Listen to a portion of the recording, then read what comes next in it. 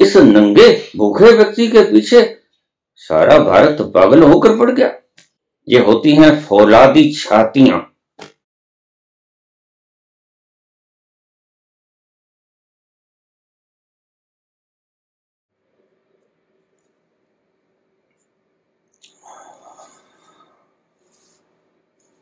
Divya Prabha. Napoleon का एक बहुत शानदार वाक्य है, impossible word is not found in my dictionary. मेरे शब्दकोश में असंभव नाम का शब्द नहीं।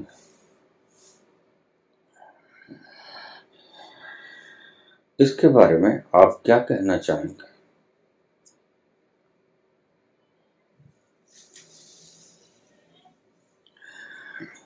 ठीक कहा उसने।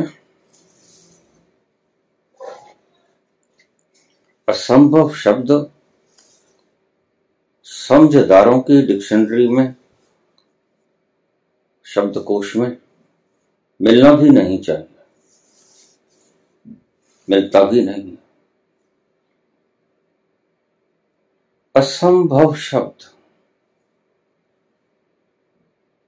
मूर्खों की डिक्शनरी में मिलता है और असंभव शब्द बड़ा मूल्यवान है।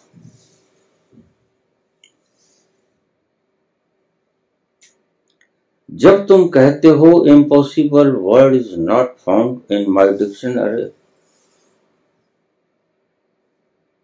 तो तुम्हें पता नहीं, तुम अपने आप को एक दूसरे हिसाब से मूर्ख कह रहे हो। तुमने कभी देखा? तुम्हें तुम्हारे शरीर का पता ही तब चलता है कि शरीर है जब वह अस्वस्थ होता है। कभी गौर करना, जब तक शरीर स्वस्थ रहेगा, शरीर अपना मजा देता रहेगा। शरीर जब अस्वस्थ हो जाएगा तो वह अपना आभास कराएगा कि मैं हूं, यहां दर्द हो रहा,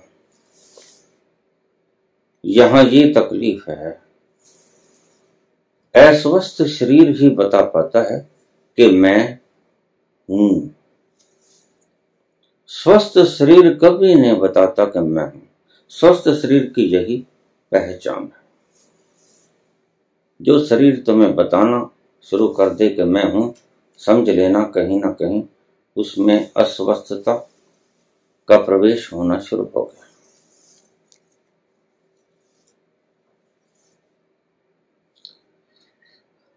इसमें कोई हैरानीजनक बात नहीं कि अगर नेपोलियन कहता है असंभव शब्द मेरे शब्दकोश में है नहीं, तो ठीक कहता है, क्योंकि समझदार है।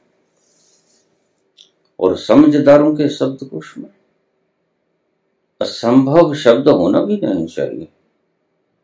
और ध्यान रखना, दूसरा शब्द भी है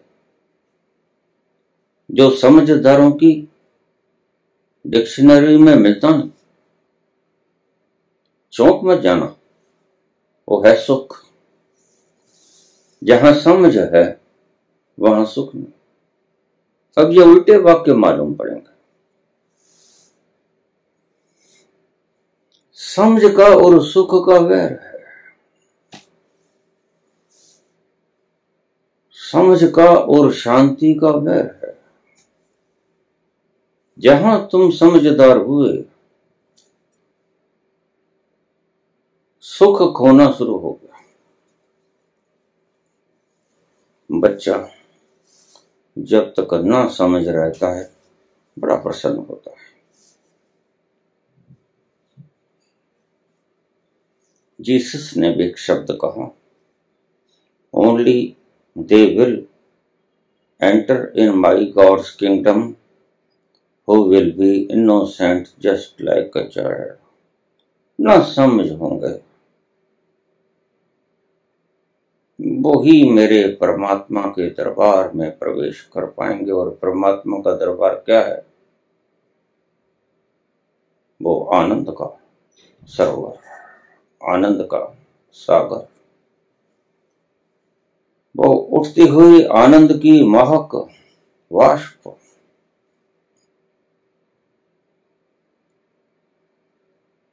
जो इतनी मात्रा में वाष्पीभूत हो रहे हैं कि आपके संभालने से संभलते हैं, आपको चारों ओर से घेर लेते हैं। और बच्चा कितना प्रसन्न होता है। बच्चा अकारण ही छलांगे लगाता है, किलकारियां मारता है। क्यों? क्योंकि बच्चे में अभी समझ आनी शुरू नहीं हो।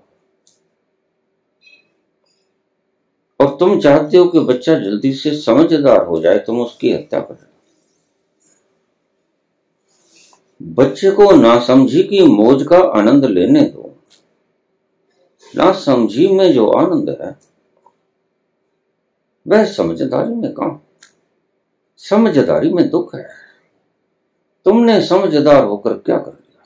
रातों जागे। बच्चा कभी रातों नहीं जागता। करवटें बदली, बच्चा कभी करवटें नहीं बदलता। कारण वो ना समझा है, इनोसेंट है। और बड़ा प्यारा शब्द कहा जीसस का, ये शब्द हीरों से भी जड़ित कर दें तो उसका मूल्य नहीं। Only they will enter in my God's kingdom. तुम जिस सुख की खोज में निकले हो, और ध्यान रखो तुम सभी, फिर सुनना, तुम सभी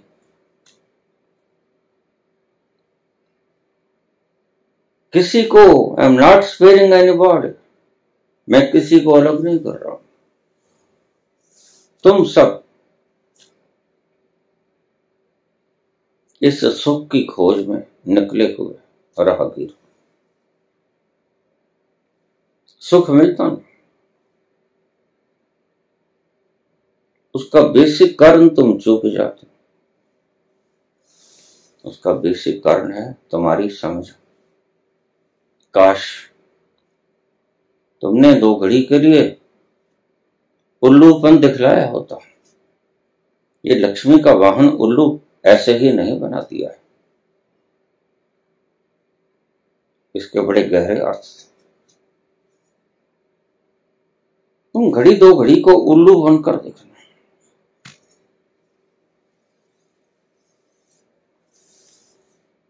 उल्लू बनने में जो आनंद है वो समझदार बनने में कम है।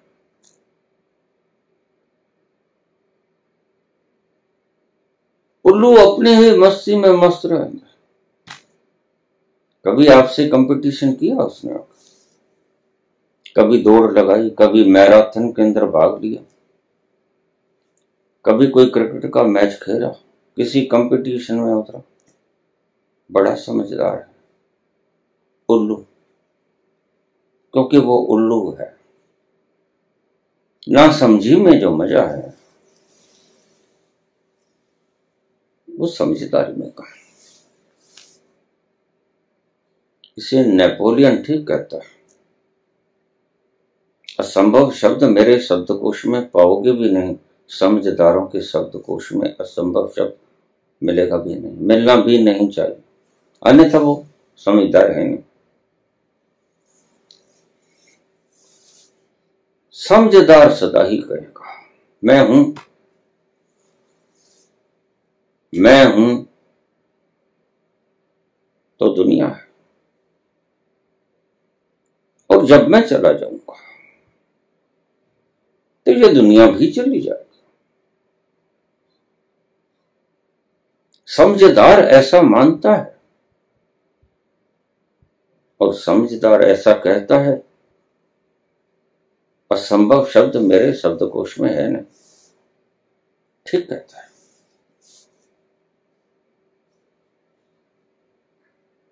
जैसे बीमार व्यक्ति को समझाता है कि मैं बीमार हूं, स्वस्थ व्यक्ति को समझ में नहीं आता कि मैं स्वस्थ हूं। आप कभी आजमा के देखना, आपको शरीर का तभी भान होना शुरू होगा जब उसके अंदर कोई गड़बड़ी होगी। फिर पता चलेगा, अरे सिर भी है, दुखता है, अरे पेट भी था, ये दुख रहा है। जब तक वो स्वस्थता के भीतर अपने नियमों के अनुसार चलते चलते अपने कार्य प्रणालियों को सुचारू ढंग से संपन्न करना शुरू रखेंगे, तब तक आपको उनका पता ही न चलेगा। पता ही तब चलेगा जब वो अस्वस्थ हो जाएंगे।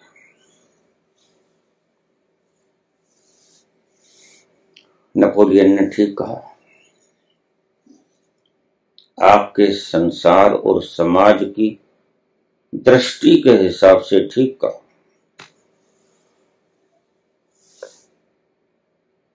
लेकिन संतों के हिसाब से उसने बहुत बड़ी चूक कर दी। नेपोलियन संसार जीत सकता है, सिकंदर संसार जीत सकता है, मुसोलिनी, स्टालिन, माओ संसार जीत सकता है, लेकिन एक बात ध्यान में रखना, सुख को नहीं जीत सकता। सुख इससे छिटक छिटक जाएगा। वो नेपोलियन हो, वो मुसोलिनी हो, वो स्टालिन हो, वो नीत्शे हो, वो मार्क्स, सुख नहीं मिलेगा। जिसे तुम सुख कहते हो वह सुविधाएं हैं। तुम जो कमा के घर लेके आते हो तुम्हें पता नहीं, सुख कहाँ होता है, सुविधाएं होती हैं। Relaxations you can bought, you can bar. तुम सुख नहीं खरीद सकते। सुख तो मूर्खों के हिस्से में आ गया, समझदारों के हिस्से से कब का छिटक गया। मूर्खों ने उस पर आधिपत्य कर लिया, इसलिए थोड़ा थोड़ा कभी कभी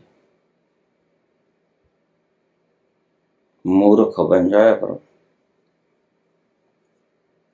अगर सुख की कामना करते हो तो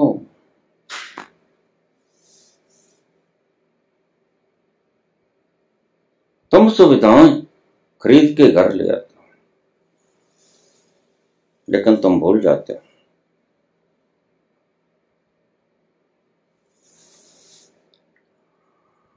अच्छी सेज शैया खरीदी जा सकती, नींद नहीं खरीदी जा सकती।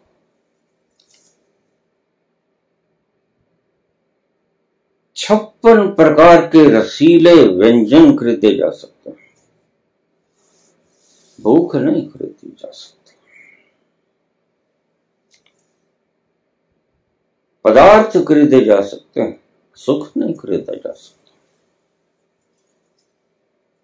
ठंडी हवाएं खरीदी जा सकती, चैन नहीं खरीदा जा सकता।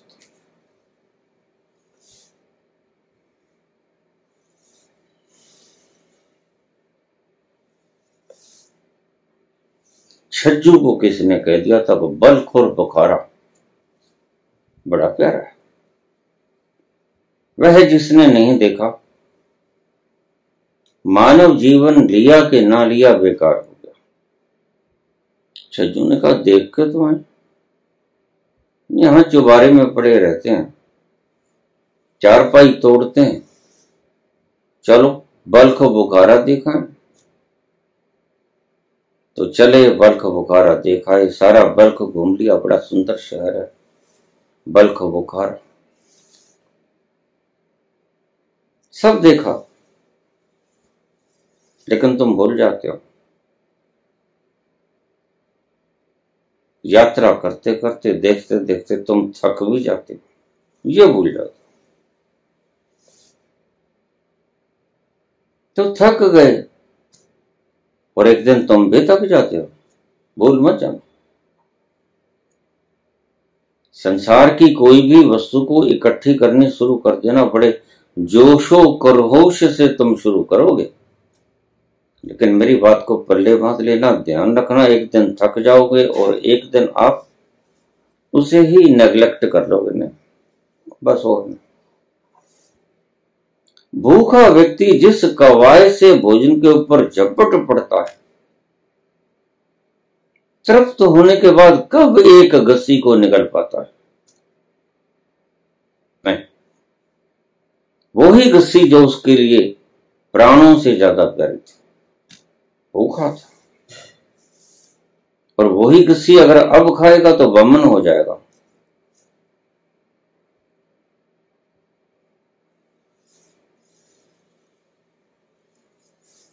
तुम भोजन खरीद सकते हो, भूख नहीं खरीदी जाती। इसलिए तुम जो भी घर लेके आते हो वो पदार्थ होते, समझते तुम ये हो कि ये सुख का साधन है, लेकिन सुख का साधन नहीं होते। जिसको नींद आती है वह तो पत्थरों के कंटकीले नोकों के ऊपर भी सो जाया करता है। नींद ही तो नहीं आती। मुश्किल सेज शैया खरीदना नहीं है, सेज शैया न भी हो तो चलता है। तो सेज शैया तो वो लोग खरीदते हैं जिनके पास नींद का अभाव होता है, जिसको सांझ ढले, खाना खाया और पता ही नहीं चलता किसी और लोक के सफर पर वह चल निकलता है, उसको कब याद आया कि पिल्लो भी चाहिए डनलो।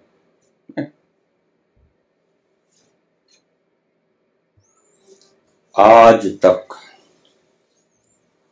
जिसने भी इस संसार में ये कहा कि मैं हूं तो मुमकिन है, नामुमकिन मेरे लिए कुछ भी नहीं। इतिहास गवाह है कि उसकी माटी का कोई अता पता है नहीं।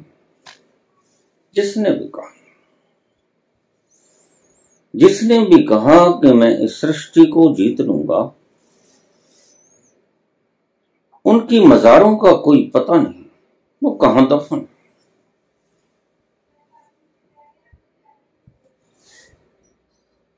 सिकंदर, अलेक्जेंडर द ग्रेट, तुम्हें पता है उसकी खबर कहां? आज तक सिकंदर की कब्र ढूंढी नहीं गई।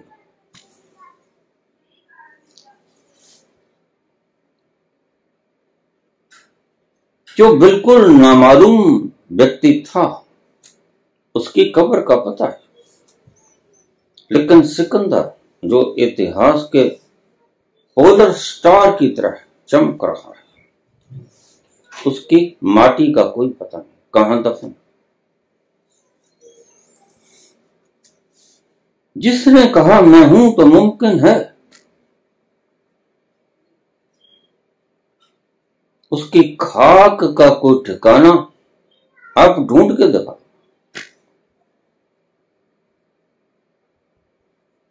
कहां दफन है वो,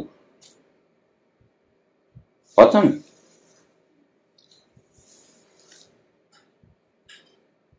यह उनकी समझदारी का ही नतीजा है।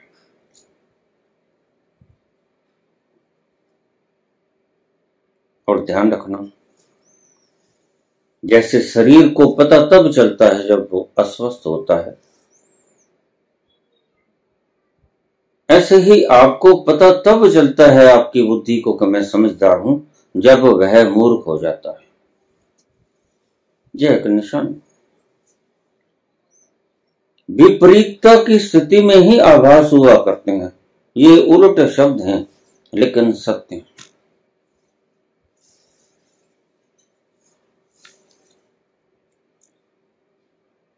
जब व्यक्ति मूर्ख होता है, उसे गुमान नहीं होता कि मैं समझदार, लेकिन जब व्यक्ति समझदार होता है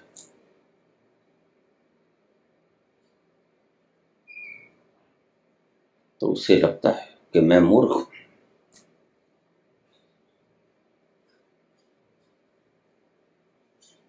एथेंस के अंदर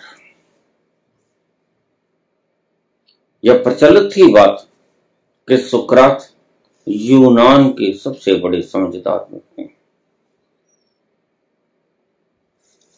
मोस्ट इंटेलिजेंट पर्सन। प्रत्येक की जुबान पर थी कि सुकरात सबसे समझदार हैं, ज्ञानी। लोग पूछते हैं उनके पास, कहानी है, एथेंस का प्रत्येक बच्चा कहता है कि सुकरात सबसे समझदार ज्ञानी है।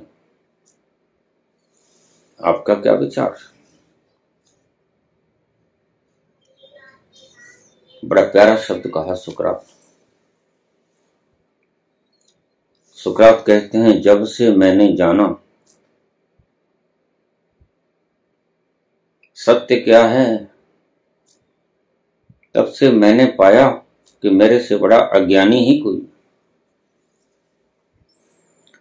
असल में सत्य ही तुम्हें बता देता है कि तुम कितने अज्ञानी। सत्य इस बात की समझ पैदा करता है कि तुम कितने अज्ञानी, और असत्य इस चीज की समझ पैदा करता है कि तुम कितने ज्ञानी। तो जिन्हें यह समझ आता है कि मैं समझदार, उतनी ही मात्रा में वो पागल मूर्ख। जिन्हें यह समझ आता है कि मैं तो बिल्कुल मूर्ख, बस समझदार तो दरअसल वो ही हुआ करता है। जब तुम उस तल पर जाओगे, अपने अंतस में उतरते उतरते अपने भीतर जाते जाते जाते जाओगे उस तल पर, तो आप परम मौन हो जाओगे। और उस परम मौन की अवस्था में सिर्फ आपको आभास होगा अपने होने का, सिर्फ आपको आभास होगा हूं का। हूं, इसलिए मुसलमानों में हुम शब्द का बड़ा महत्व है। Who, Allah who. जब आपको ये पता चलता है सिर्फ कि मैं हूं, बस, और बड़ा प्यारा शब्द है और बड़ी प्यारी दर्शन की अवस्था है कि मैं हूं, और मैं हूं यही नहीं, मैं ही हूं। यह बड़ा प्यारा शब्द है। अहम, सिर्फ अहम नहीं, अहम ब्रह्मास्मि, मैं ही हूं।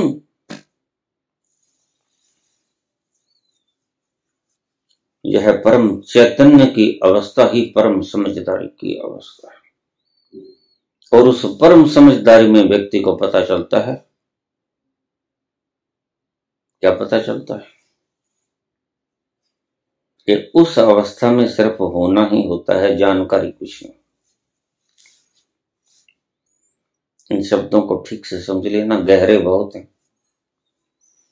जब आप अपने अंतस्थल के उस कोने में स्थिर हो जाओगे, जिसे भगवान कृष्ण कहते हैं स्थिति प्रज्ञ हो जा अर्जुन, तब आप ये तो पाओगे कि मैं हूं। अपने होने को तो साक्षात आप अनुभव करोगे, और फिर उससे आगे जब आप अपना फैलाव देखोगे तो ये पाओगे कि मैं ही हूं, और यहीं आकर उद्घोष करता है संत, अहम ब्रह्मस्म। कोई मंसूर बोला करता है अनल हक। यह शब्द किसी धर्म की गुलामी से युक्त नहीं। अगर इस्लाम इस बात को स्वीकार नहीं करता तो ये नहीं है कि अस्तित्व भी इस बात को स्वीकार नहीं करता।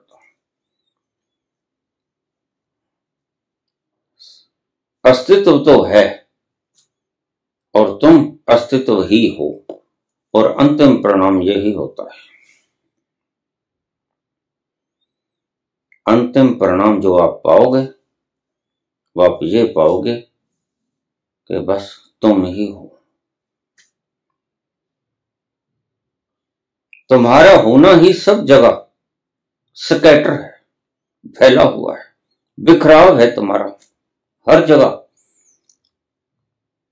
इसलिए उपनिषद में कहा गया हर जर्रे जर्रे में वो एक तत्व मौजूद है। ईशा वस्यमिदं सर्वम यत् किंच जगत्याम जगत। कौन सा ऐसा कण है जहां वो मौजूद नहीं है? तुम कहते हो तुम्हें कहां पुकारो? मैं तुम्हें कहता हूं कि कहां ना पुकारो। जहां पुकारोगे मुझे पाओगे। बस पुकारो, ज्यादा ऊंचे से भी ना पुकारो।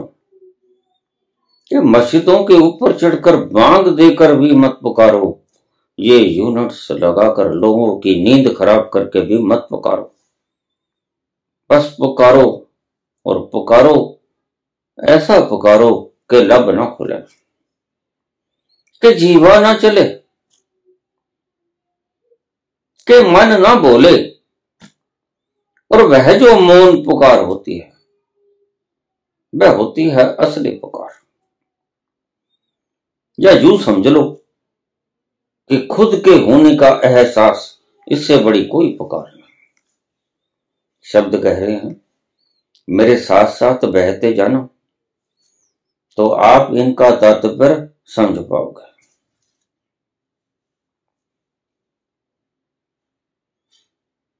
जब आपको अपने होने का एहसास होता है बस वो ही सुख है। उससे बड़ा सुख ना तो होता है और ना तुम पा सकते हो। इसलिए कृष्ण ने यह बात कही, हे अर्जुन, इस संसार में कुछ भी ऐसा नहीं जो मेरे लिए पाना शेष हो, और इस संसार में ऐसा कुछ भी नहीं जो मेरे पास अन्य हो। ना तो कुछ ऐसा है जो मेरे पास नहीं है, और ना ही कुछ ऐसा है जो मेरे पाने के लिए शेष है।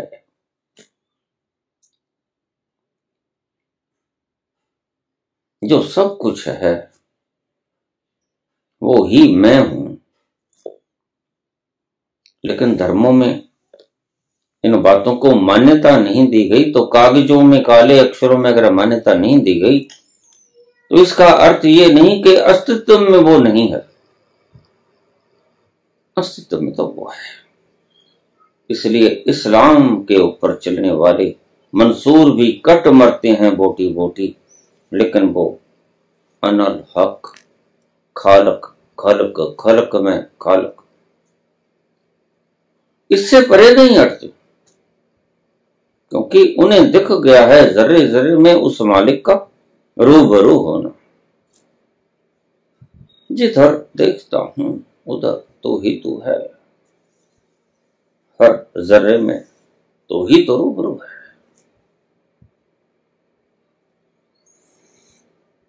इसलिए वो पुकारते चले जाते हैं, अनल हक, मैं ही हूं, अहम ब्रह्मस्म।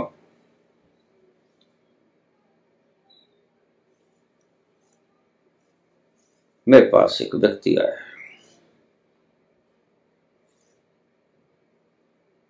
मुझे कहने लगे मेरे पास कितने एकड़ जमीन है, हजारों एकड़ जमीन थी, धन का अंबार लगा है, बैंक भरे पड़े, घर भरे पड़े, संदूक भरे पड़े, सोना चांदी हीरे मोती जवाहरात माणिक मणियां सब कुछ,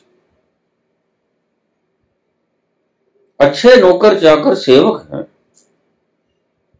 सुशील धर्मपत्नी है, आज्ञाकारी बच्चा। मैंने कहा वो तो ठीक, लेकिन लेकिन लेकिन सुख कितना है बाबा। गिड़गिड़ाने लग गया, पांव में गिर गया, सुख तो जरा भी नहीं, सुख तो जरा भी नहीं, वो तो आपसे मांगने आया। कोई है तरकीब? सभी प्रयोग कर लिए, पदार्थ हाथ लगे, सब हाथ लगा जो मैंने आपको गिना दिया, लेकिन जो आपने पूछा वो तो मेरी आत्मा को झंझोड़ गया, वह मेरे पास नहीं, और उसी की तलाश में आपके पास आया। मिलेगा? मिलेगा। इन संपत्तियों को छोड़ो, ये संपत्तियां नकली हैं, रहने दो, तुम्हारा कुछ बिगाड़ती भी नहीं, लेकिन ये संपत्तियां तुम हो या ये संपत्तियां तुम्हारी हैं, इन मूढ़ताओं को मिटा दो। न तो तुम हो न तुम्हारी, ये तो उस दाता की है जिसने क्रिएट की है, जिसने बनाई, जिसने सृजन किया, वही तो मालिक हुआ करता है। तुम तो एक तस्वीर बनाकर कह देते हो ये मेरी बनाई तस्वीर है, तुम मूर्ख हो। जिसने इस संसार का सृजना का एक एक कण रच दिया, उसने कभी नहीं कहा कि मैंने रचा। वह इतना खामोश है कि इतनी सृजना को रचकर परम खामोश हो गया। और परम खामोश क्यों हो गया? क्योंकि रचना में इतना आनंद है, रचना में इतना आनंद है, सृजन करने में इतना आनंद है कि खामोश ही हो सकता है व्यक्ति सृजन करने के बाद। और दूसरी बात भी सत्य है, ध्वंस करने के बाद व्यक्ति बुलारा भी बहुत बड़ा हो जाता है। जितना ऊंचे से बोलेगा व्यक्ति समझ लेना उतना ध्वंस किया है, और जितना सृजन किया है उतना खामोश हो जाएगा। यह निशानी। परमात्मा इतना खामोश इसीलिए है कि उसने इतना बिना और छोर के सृष्टि का निर्माण कर दिया, रच दी सारी कायनात और खामोश हो गया। यह निशानी है कि उसने इतना सृजन कर दिया कि उसका आनंद उसको खामोशी के भीतर ले जाता है। शब्द भारी पड़ेंगे तो हमारे दिमाग के ऊपर से गुजर ना जाए, इसलिए फिर से सुनने की चेष्टा करना। परमात्मा खामोश है क्योंकि उसने सृजन किया है, और तुम खामोश इसलिए नहीं हो कि तुमने विनाश किया है। जो जितना विनाश करेगा वो उतना बोलेगा। Impossible word is not found in my dictionary. लेकिन परमात्मा ने कभी नहीं कहा। वह खामोश हो जाता है, वह नहीं बोलता कि ऐसा कुछ नहीं जो मैं बना न सका, ऐसा कुछ नहीं जो मैं बना नहीं सकता।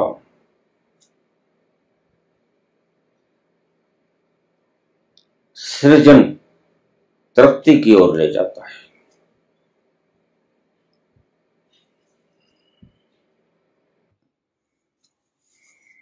जो सृजन करता है वह खामोश हो जाता है। इस सूत्र को बांध लेना। और जो विनाश करता है वह बोलने लग जाता है। क्यों? क्योंकि उसका मन बोलने लग जाता है। क्यों? क्योंकि उसका मन दुखी हो जाता है। जो विनाश करेगा उसका मन दुखी हो जाएगा, प्रत्युत्तर में दुखी तो मिलेगा। विनाश का प्रत्युत्तर क्या होता है? दुख। और जो दुखी हो जाएगा वह बोलेगा। और बोलने का चरम तरीका यह है, impossible word is not found in my dictionary. यही तो हिरण्यकश्यप ने कहा था।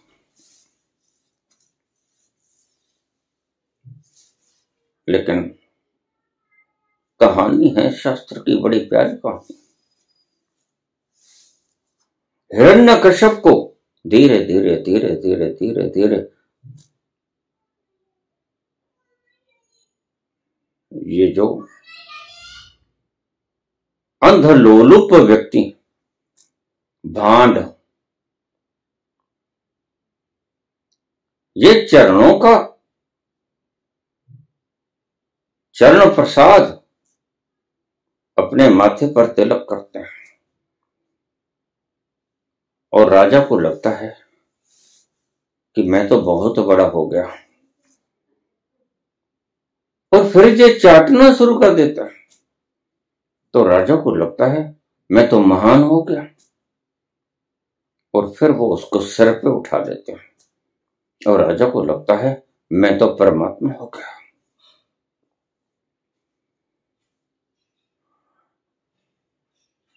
इसी अज्ञानता के परिवेश में लुढ़का लुढ़का राजा घोषणा कर देता है कि मैं हूं तो मुमकिन है, और सभी मेरा स्मरण करें, और जो नहीं करता तो फिर मैं करवाना जानता हूं। ऐसा ही हिरण्यकश्यप ने किया, और ऐसे ही सारे हिरण्यकश्यप करते हैं।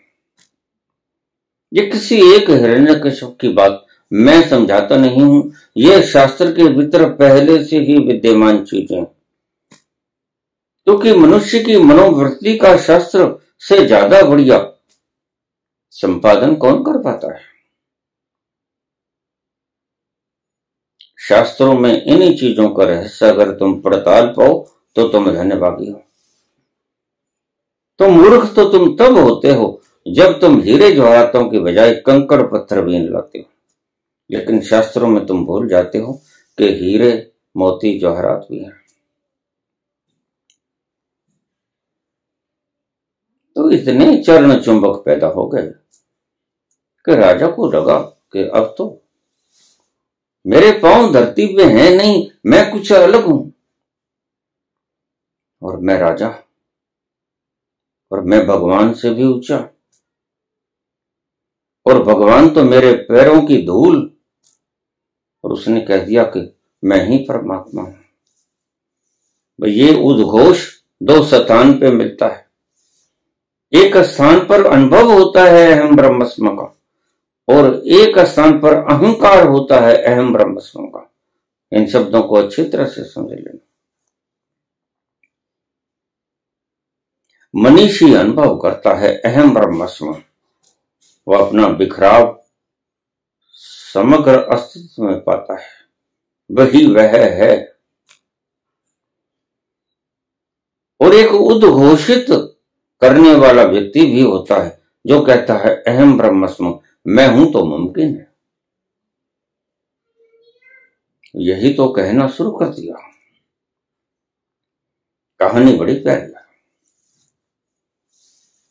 हिरण्यकश्यप कहने लगा जनता से कि नारायण का जाप मत करो, जाप करो परमात्मा का, और परमात्मा तो मैं हूं।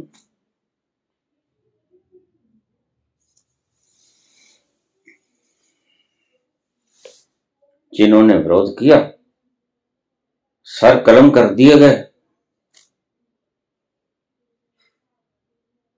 और सारी जनता हाथ जोड़े खड़ी रही। लेकिन तुम्हें याद करा दूं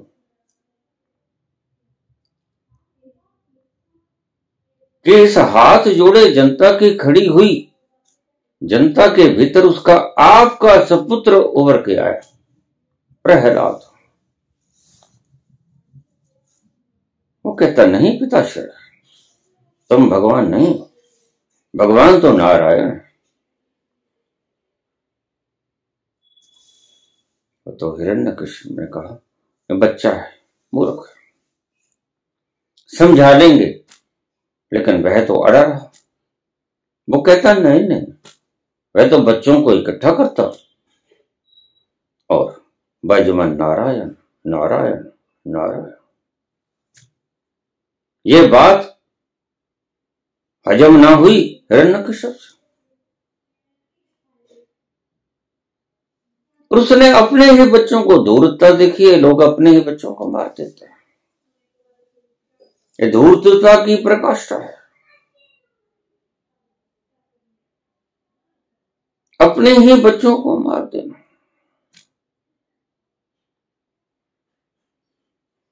या अपने ही बच्चों को पैदा न करना, बराबर की धूर्तता है।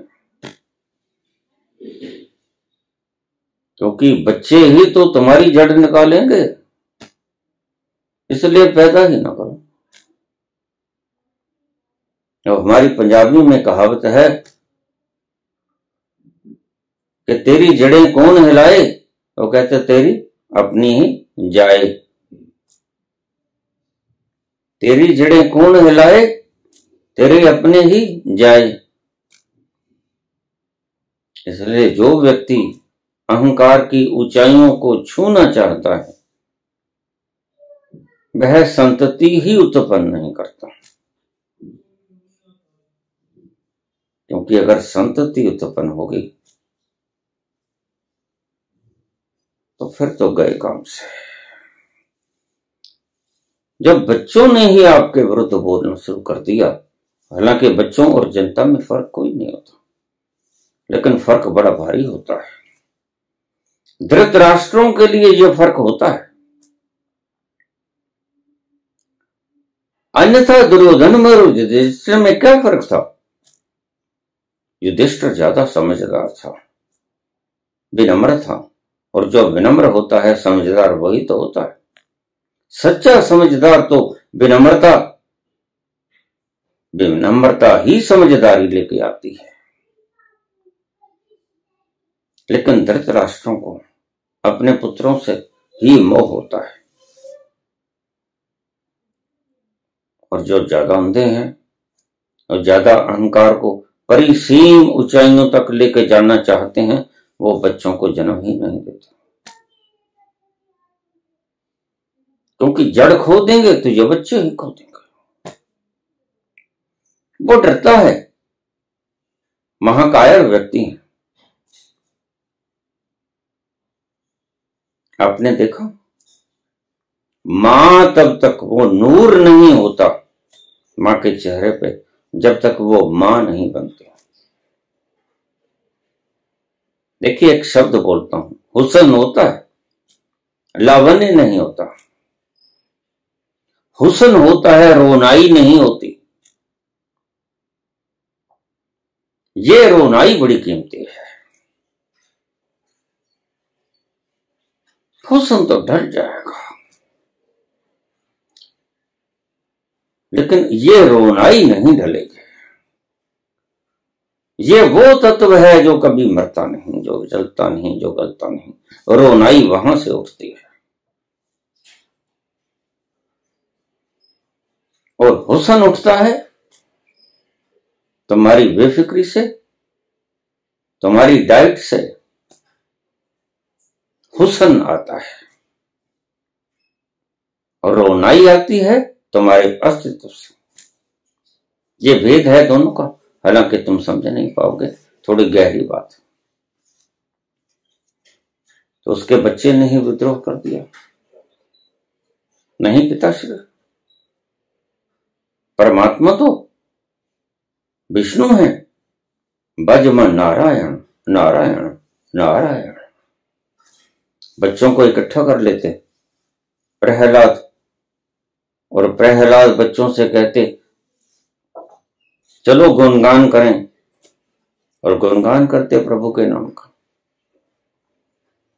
संगीत विघिरते, भजन कीर्तन करते, संकीर्तन करते। भनक लगी हिरण्यकश्यप को,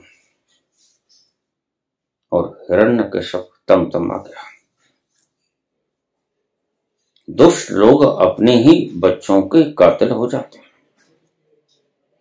जिन बच्चों को बुरकी बुरकी देकर पाला होता है, उन्हीं बच्चों को अपने हाथों से गले घोंट के मार देते हैं। दुष्टों की और क्या निशानी है?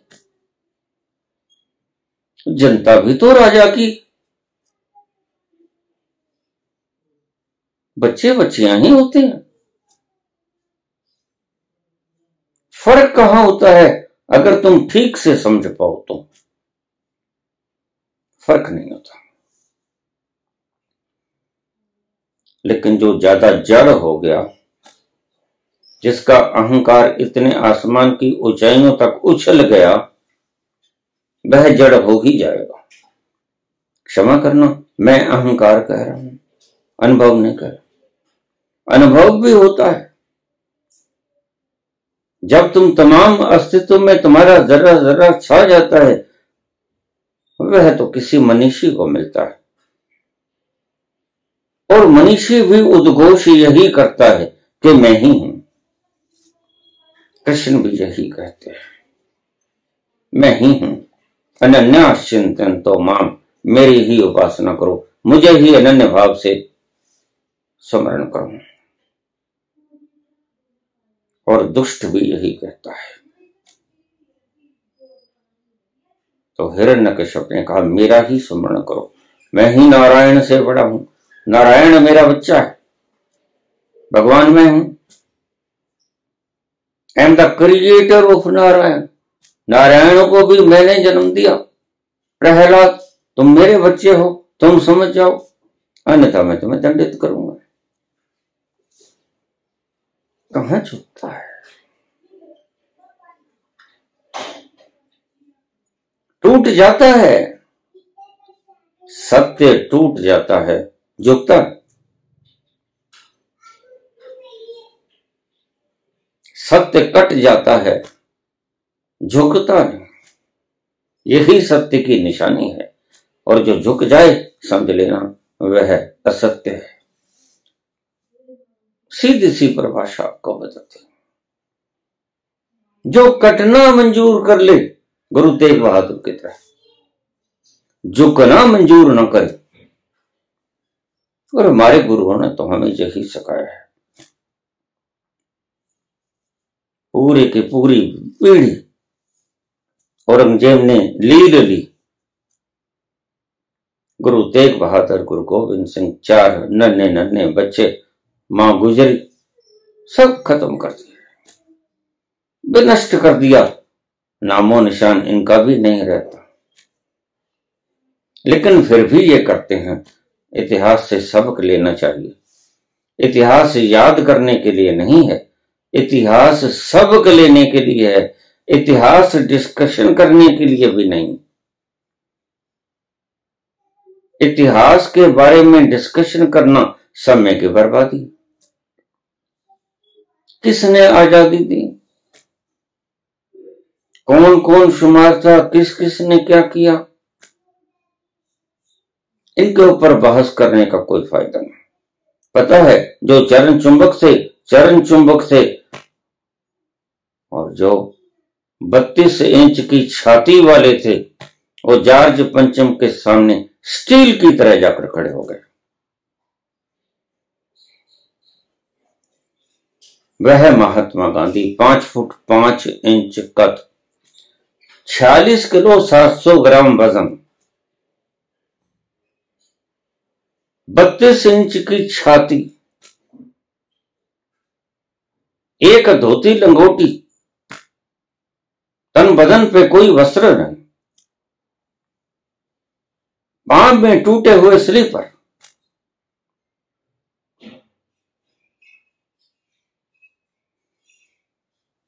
और जॉर्ज पंचम के सामने खड़ा हो गया।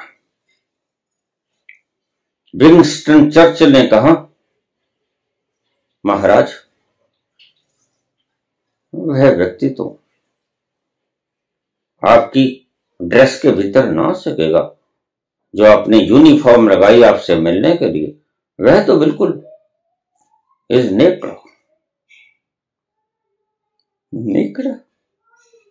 जॉर्ज पंचम ने कहा, वो नंगा है। हाँ। अरे राम, बुलाओ उसको। ओ गॉड, इस नंगे भूखे व्यक्ति के पीछे सारा भारत पागल होकर पड़ गया। ये होती हैं फौलादी छातियां। ये चाहे माटी की छाती है तो 356 भी हो तो कोई फर्क नहीं पड़ता, वो तो माटी। लेकिन फौलादी छातियां 36 इंच की भी बहुत होती हैं। वो तो फिर आधी बाजू के शर्ट में भरी सर्दी में जब आप 6 जर्सियां शरीर के ऊपर डालते हो, वह आधी बाजू की टी शर्ट के अंदर सारा भारत नाप देता है।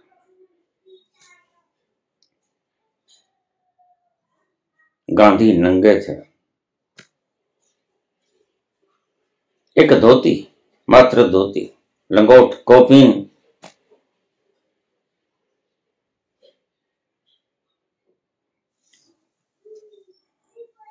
उत्सुकता पैदा हुई, ऐसे व्यक्ति को देखना बनता है। अरे नंगा व्यक्ति, पूरे भारत को इसने पागल कर दिया। तो जॉर्ज पंचम ने कहा, ठीक, यूनिफॉर्म कोड को कोई जरूरत नहीं, उसे लेके आओ। अब तो मैं उत्सुक हूं उस व्यक्ति को देखने में। गांधी गए, वही छोटी सी छाती 32 इंच की, लठ लेके खड़े। वो नंगा भारतीय जिसको आज तुम्हारी ये जनता, जो कभी जन्मी ही नहीं थी उस वक्त, और आजादी के भी 40 वर्ष बाद जिसका जन्म हुआ, वह व्हाट्सएप यूनिवर्सिटी पे कुछ स्टेटस पढ़कर उसको गाली निकाल रही है और चरण चुंबकों को प्रणाम कर।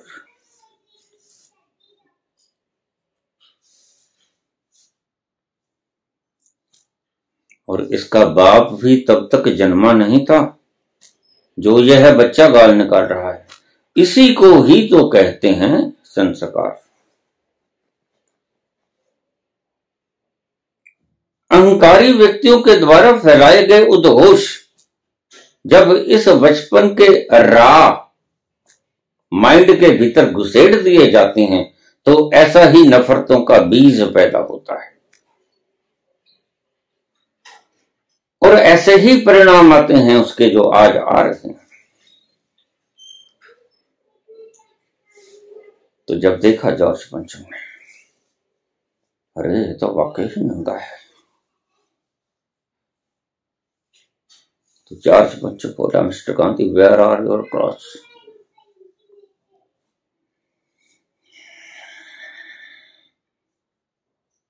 बड़े सहनशील थे गांधी, और अगर सहनशीलता ना होती तो निश्चय ही गोडसे की तरह रिवॉल्वर उठा लेते। उन्होंने मरना स्वीकार किया, मारना नहीं। निश्चित ही जिसने कहा, ले दी हमें आजादी बिना कड़क बिना ढाल, उन्होंने गलत नहीं कहा, अर्थ कुछ और होगा, लेकिन उसके भीतर का सेंस यही था। न तो तलवार उठाई, ना ही पिस्टल उठाई, ना ही किसी को मारा, ना ही किसी को 3 गोलियां दागी, कुछ नहीं किया, लेकिन फिर भी आजादी ले दी। लेकिन ये लोग इस चीज को एक मुद्दा बनाकर घसीट रहे हैं। उसने अकेले ने आजादी नहीं ली, उसने अकेले ने तो अपने स्वभाव के बलवश में सारे भारत को इकट्ठा किया, बस इतना सा काम किया, और इतना सा काम कोई और नहीं कर सका। उसने गर्म धड़ा भी इकट्ठा कर दिया, उसने नरम धड़ा भी इकट्ठा कर दिया। यही उसकी सियानत थी। उसने और कुछ नहीं किया। उसने त्याग किया। उसने बैरिस्ट्री का कोट पैंट टाई सब उतार दिया। उसने कॉपीन धारण कर लिया। और ध्यान रखना, गॉड से उसे मार भी नहीं सकता था। गलती मत खा जाना। गांधी खुद अपनी इच्छा से मरे। ये रहस्य की बातें हैं, तुम्हें पता ही नहीं। गांधी चाहते तो प्राइम मिनिस्टर की कुर्सी पर बैठ जाते। लो भाई, एक तो मैं बन गया। लोग करते ही हैं, मैं प्रधान, बैठ जाते कुर्सी पे। जब सुरक्षा मिलती जेड श्रेणी की, तो इन दुष्टों की क्या मजेल, वो जाके वहां पर मार जाते। नहीं, लेकिन वो उन्होंने अपनी कुटिया के भीतर बैठना ही ठीक समझा। बस मेरा दायित्व तो पूरा हुआ। लेकिन हम ये समझेंगे नहीं, क्योंकि जहर इतना झोंक दिया गया, वो हमारे भीतर बीज खुरते रहेंगे।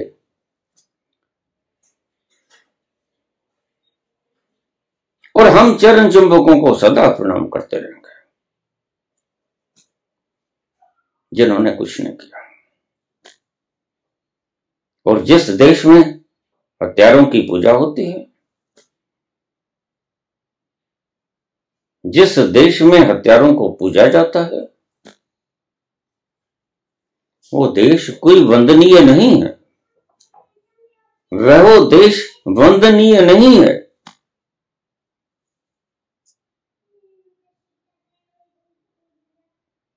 तुम गलत संस्कार डाल रहे हो। अगर तुम गॉड सांग की पूजा करोगे तो ध्यान रखना, फिर गॉड से ही पैदा होंगे। फिर गॉड्सों की लपेट में सभी कोई आएगा। अकेले गांधी आए ऐसा नहीं,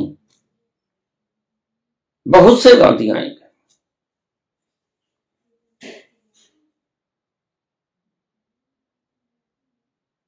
और ये परिणाम होगा तुम्हारे दिए गए बीजों का, संस्कारों का।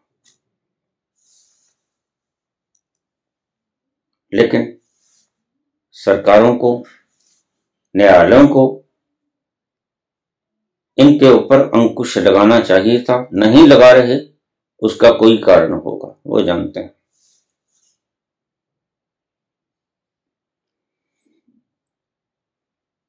ऊपर से गिराया, पत्थर के ऊपर से गिराया, पहाड़ों के ऊपर से गिराया,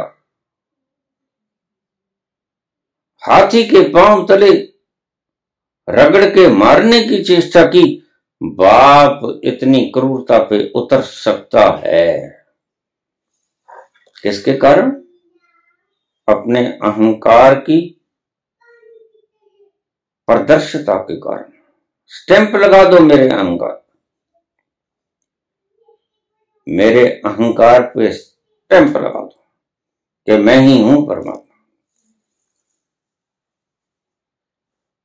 अन्यथा मैं तुम्हें रगड़ दूंगा।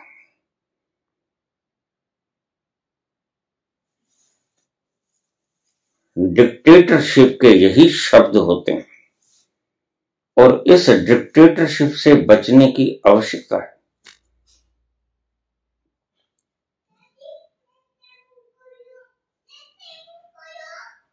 अगर तुम चूक गए सही वक्त को, तो याद रखना, मैं तो नहीं रहूंगा, मैं तो गया कि गया।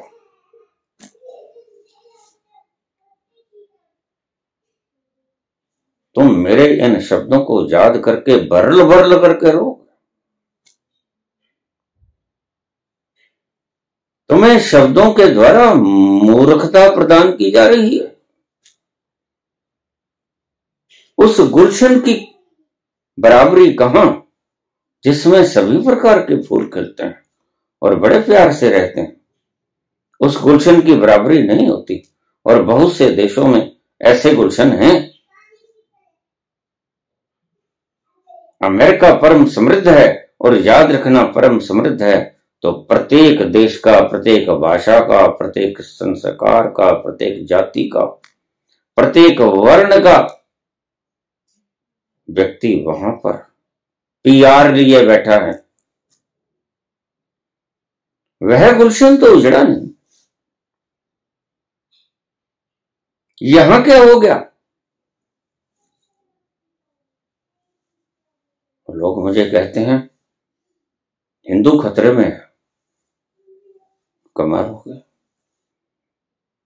किसी ने तलवार नहीं छीन रखी, किसी ने बंदूक की गोली नहीं तुम्हारी तरफ कर रखी, और तुम्हें याद है वो वक्त चला गया जब तुम्हें सामने आना चाहिए था, लेकिन तुम चरण चुंबक बनकर रुके।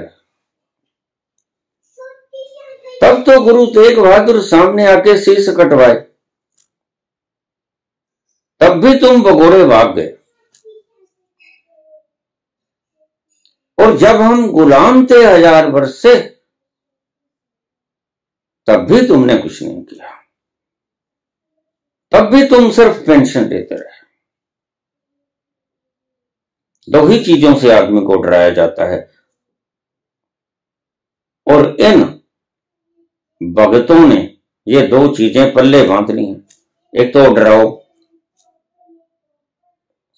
और एक खरीद लो, बस।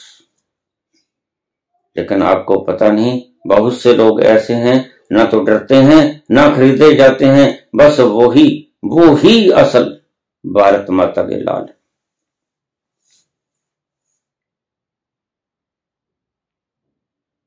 बाकी तो तुर्रे हैं,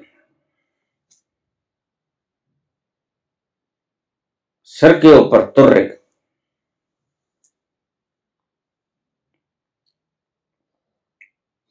जब जरूरत थी तब भाग गए। इनका इतिहास देख लो।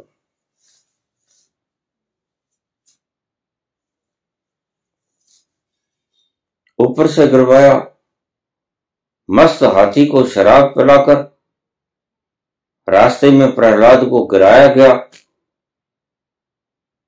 बहुत यातनाएं दी,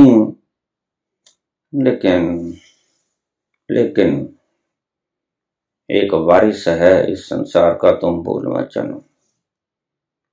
अगर तुम नहीं जानते हो तो वो तो जानते ही हैं जिन्होंने उस वारिस, उस मालिक को देखा है,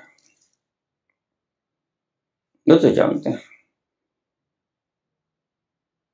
वो अपनी सर्जना की रक्षा करता है,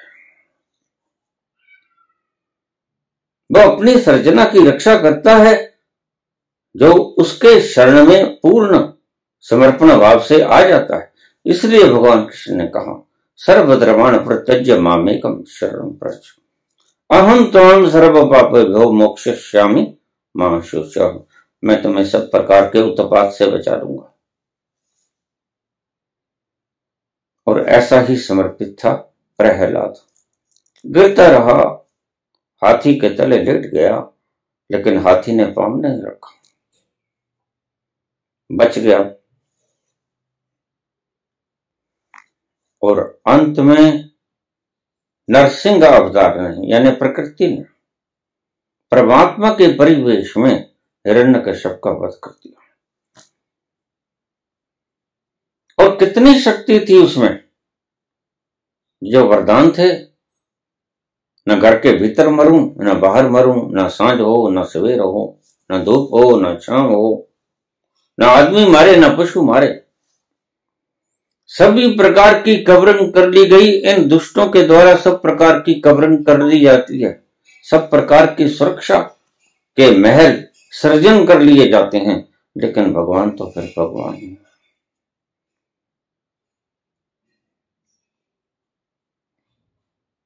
उसके सारे जो वरदान मांगे गए तो वो सही सत्य करते, उसका सीना कलेजा फाड़ दिया।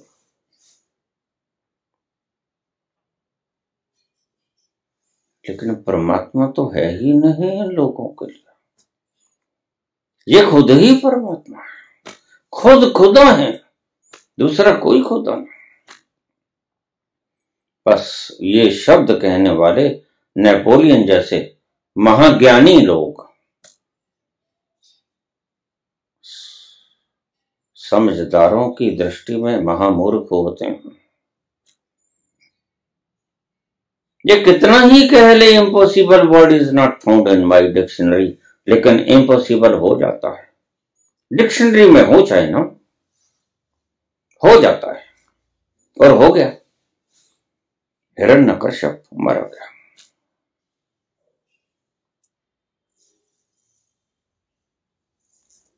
नेपोलियन बनने की चेष्टा मत करना, मेहनत करो, ईमानदारी से, वफादारी से, मुशक्कत पूरी करो, टूट जाओ काम करते, ताकि उस टूटने की थकावट से रात को विश्राम भी कर सको। मेहनत करो, अहंकार को मत बढ़ने दो।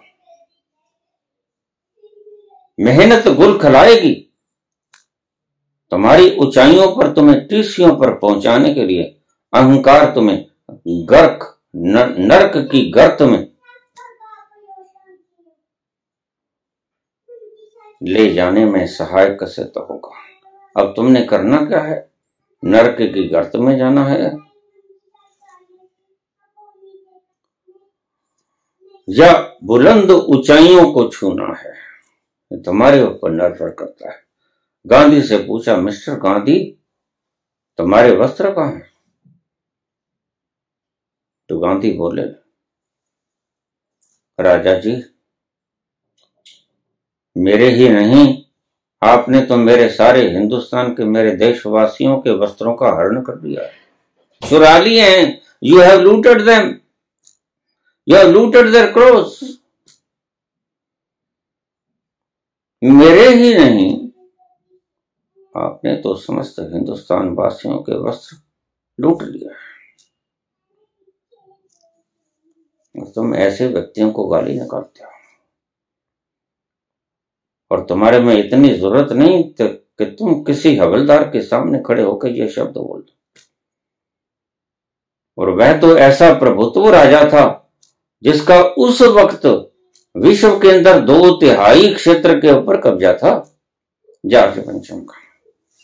उसके सामने खड़े हैं गांधी, लेकिन लुट जाने की तमन्ना है, बस ये तमन्ना ही उसे बचा दी। गैरों ने नहीं मारा, न मार सके, अपनों ने मार दिया। धन्यवाद।